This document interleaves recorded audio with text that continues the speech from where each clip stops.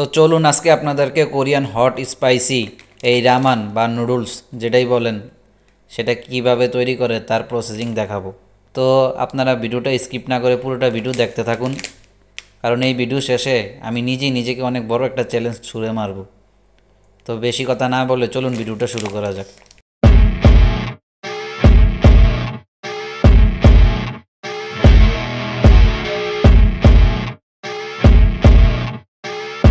তো কী অবস্থা আপনাদের সবার? হ্যালো ফ্রেন্ডস, আমি মমতা চাপলিন। তো আজকে নিয়ে আসলাম আপনাদের জন্য মিনি একটি ব্লগ। তো এখনই প্রসেসিং শুরু হয়ে যাবে এই কোরিয়ান রামান বা নুডলস যেটাই বলেন সেটা তৈরি করার। তো চলুন প্রসেসিংগুলো দেখে নেওয়া যাক।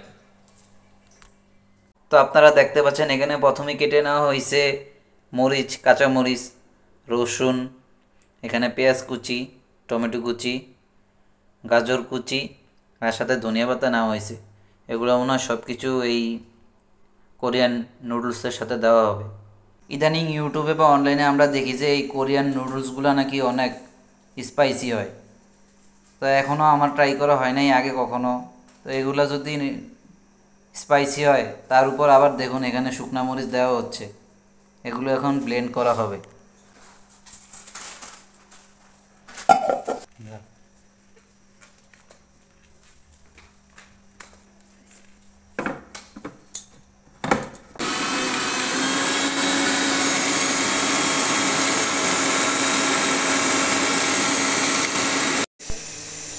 তো এখানে আপনারা দেখতে পাচ্ছেন যে এখানে জল সিদ্ধ হচ্ছে।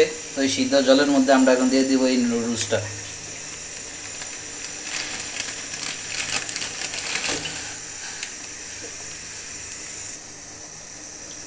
তো এই নুডলসটা সিদ্ধ হতে থাকুক, আপনারা ভিডিওটা কন্টিনিউ করতে থাকেন।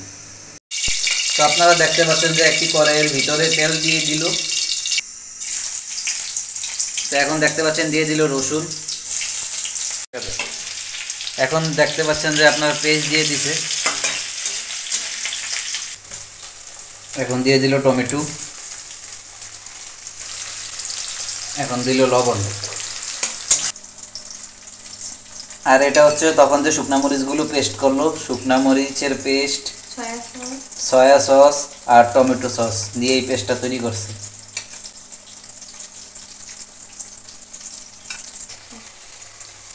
এখন দিয়ে দিচ্ছে গাজর কুচি,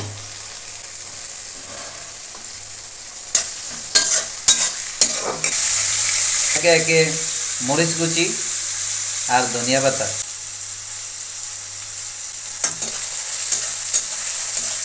এখন আমরা দিব মেয়োনিজ।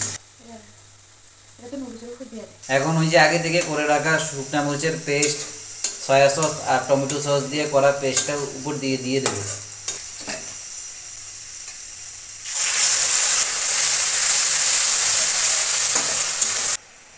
এখন এই গ্রেভিটার উপরে দিয়ে দেবে আগে থেকে সিদ্ধ করে রাখা নুডলসগুলো।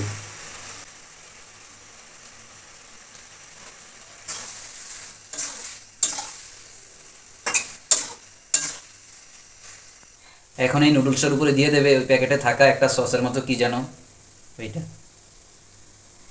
প্যাকেটটা একটু দেখাও।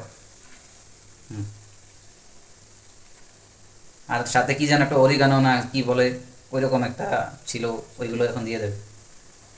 আপনারা দেখতেই পাচ্ছেন কীরকম যেন কালো একটা কি যেন বের হচ্ছে প্যাকেট থেকে।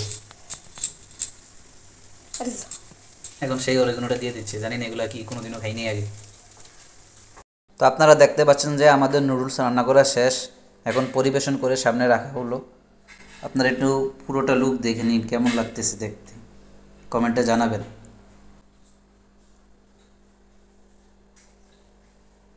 তো চলুন এবার টেস্ট করার পালা, খেয়ে দেখা যাক খেতে কেমন হলো। তো বন্ধুরা আপনারা দেখতে পাচ্ছেন যে রান্না করা রামেন বা কোরিয়ান নুডলস যেটাই বলেন আমার হাতে চলে আসছে। দেখতে একদম লাল লাল দেখা যাচ্ছে, একদম হট অ্যান্ড স্পাইসি যেরকম আর কি ইউটিউবে বলে আর কি, টেন্ডার জুসি। এখন খেয়ে দেখা যাক আসলে এই যে ইউটিউবে যে বলে অনেক ঝাল, ঝালের কারণে একদম থাকা যায় না, আসলে কি এটা বলার জন্য বলে নাকি ট্রেন্ডিংয়ে আসার জন্য নাকি ইউটিউবে বলার জন্য, সেটাই আমি ভিডিওর প্রথমেই আমি নিজেকে নিজে চ্যালেঞ্জ দিয়েছিলাম যে কীরকম ঝাল এই নুডলসটা খেয়ে দেখা যাক নিজে এতটা ঝাল খেতে পারি কি না, কারণ আমি এতটা ঝাল খেতে পারি না। তো চলেন টেস্ট করে দেখা যাক।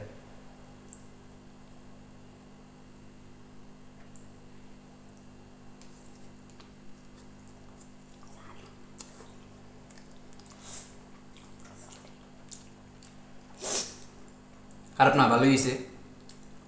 চলেন আরেকবার খেয়ে দেখা যাক।